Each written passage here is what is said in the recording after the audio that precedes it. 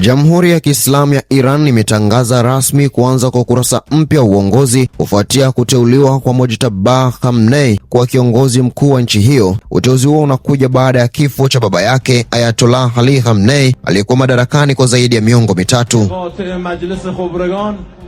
حضرت آیت الله العظما سید مجتبی خامنه‌ای رهبر عزیز ما ولی فقیه ما الله اکبر.